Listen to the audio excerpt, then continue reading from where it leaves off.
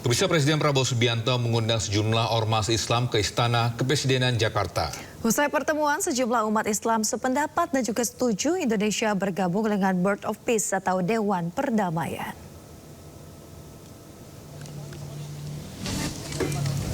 Prabowo mengundang sejumlah ormas untuk membahas keanggotaan Indonesia dalam Dewan Perdamaian atau Board of Peace dan implikasinya terhadap rakyat Palestina. Beberapa perwakilan ormas yang diundang, diantaranya pengurus pusat Muhammadiyah, pengurus besar Nahdlatul Ulama, Majelis Ulama Indonesia, dan DPP Hidayatullah. Ketua PBNU Yahya Holil Stakuf sebut seluruh peserta yang hadir telah menyetujui dan juga mendukung gabungnya Indonesia di Board of Peace.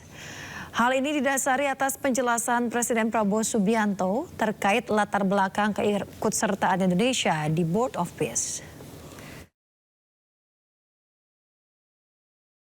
Kami memahami semua yang dijelaskan oleh Pak Presiden dengan menitipkan pesan agar tidak mudah untuk terbawa arus yang mungkin nantinya justru merugikan Palestina, merugikan rakyat Palestina. Dan Presiden mengatakan bahwa semua akan dilakukan dengan kewaspadaan, dengan prinsip yang sama sekali tidak bisa ditawar untuk menjaga, membela dan membantu rakyat Palestina khususnya di Gaza, tapi juga nanti akan dikembangkan dalam ikhtiar-ikhtiar yang lebih luas sampai kepada rakyat Palestina yang ada di tepi Berat. Ya, kalau kita menyampaikan, kita yang masalah lah. Kita pertama, kita sebagaimana di dalam Al-Quran, kita tidak boleh memperbudak umat manusia. Dalam Undang-Undang Dasar kita juga pembukanya menolak segala bentuk penjajahan, harus dihapuskan. Yang ketiga tentu tinggal strateginya, bahwa kita adalah membela kemerdekaan Palestina. Maka kita ingin mendengar penjelasan dari Pak Presiden mengapa Indonesia bergabung. Mungkin masih ada perbedaan pandangan yang mungkin itu karena belum tersampaikan secara utuh apa yang menjelandasi keputusan dari Bapak Presiden dan keputusan pemerintah, termasuk di situ kan ada poin-poin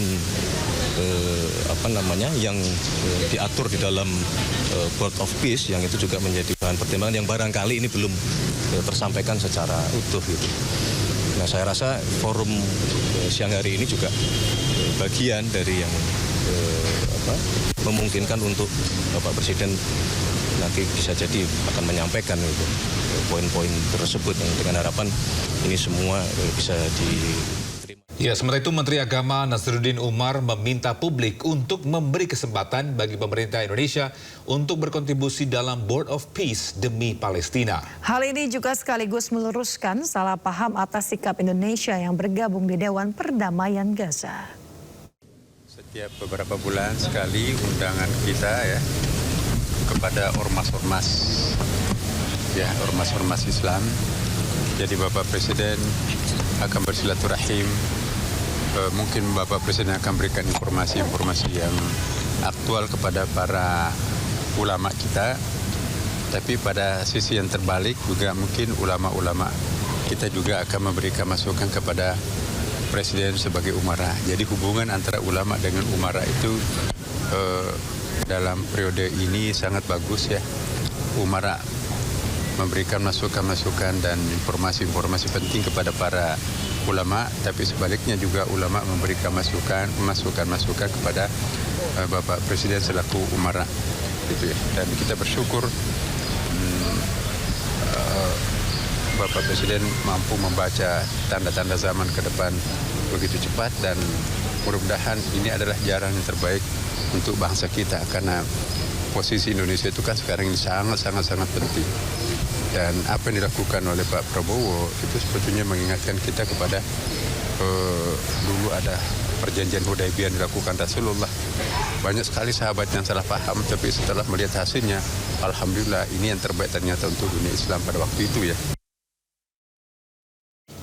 Bisa Istana membantah kabar yang menyebut Presiden Prabowo Subianto menggunakan 2 pesawat saat berpergian ke luar negeri. Ya, faktanya Prabowo hanya menggunakan 1 pesawat kepresidenan.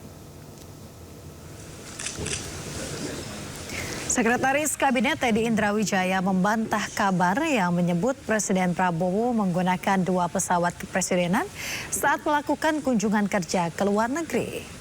Bahkan Teddy menjelaskan sebelum menjabat sebagai presiden, Prabowo Subianto menggunakan pesawat milik pribadi.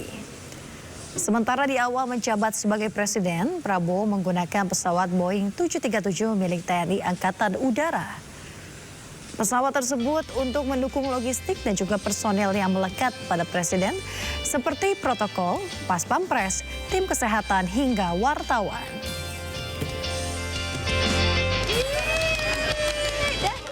Nanya juga, jadi ada yang menyampaikan dan menanyakan bahwa Pak Presiden kalau ke luar negeri itu sekarang menggunakan 2 pesawat kenegaraan. Oke, saya jawab nggak ada itu, ya, itu tidak benar. Pak Presiden sejak sebelum menjabat sebagai presiden pun selalu menggunakan pesawat perusahaan milik pribadi beliau, oke? Dan saat ini sebagai presiden, bila keluar negeri, di awal-awal beliau menggunakan pesawat perusahaan pribadi beliau plus 1 pesawat TNI AU Boeing 737. Itu pun bukan pesawat kepresidenan. Untuk apa? Karena sesuai undang-undang, sesuai aturan harus ada pas pampres, harus ada protokol, ada tim dokter, ada tim Kemlu, ada wartawan, sebagainya. Oke? Jadi saya mau sampaikan tidak benar bahwa Bapak Presiden menggunakan 2 pesawat kenegaraan kalau keluar negeri. Faktanya, sejak sudah 1 tahun ini, Presiden Prabowo ke luar negeri jarak jauh selalu menggunakan pesawat 1. Apa itu? Maskapai nasional kebanggaan kita, Garuda Indonesia, Boeing 7. Bisa Kejaksaan Agung mengungkap telah mengetahui lokasi Riza Khalid. Pihaknya pun berkoordinasi dengan Interpol untuk menangkap buronan kasus dugaan korupsi tata kelola minyak mentah tersebut. Kejaksaan Agung mengungkapkan saudagar minyak dan gas Muhammad Riza Khalid berada di wilayah Asia Tenggara atau ASEAN. Namun Kejagung menyebut meski ada red notice, Riza Khalid tidak bisa langsung ditangkap. Sebab sistem hukum di negara tempatnya berada berbeda dengan Indonesia dan diperlukan diplomasi dengan pihak terkait. Sebelumnya Interpol telah terbitkan red notice untuk Riza Khalid. Red notice tersebut diterbitkan Interpol pada 23 Januari 2026. Informasi dari penyidik sih ada di salah satu negara. Di ASEAN? Ya, negara di wilayah ASEAN. Informasi penyidik, tapi pasti saya tidak bisa memastikan.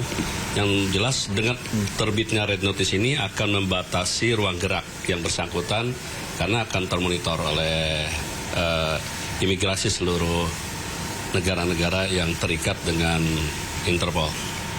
Tapi ingat bahwa ini kan terbitnya red notice tidak serta-merta langsung dapat kita menangkap. Ini kan ada di negara lain dan tentu di situ juga ada kedaulatan hukum kepentingan nasional masing-masing dan sistem hukumnya yang berbeda. Ini perlu pendekatan, baik itu diplomasi hukum, yang jelas nantinya kita akan tetap berkoordinasi dengan sakit terkait.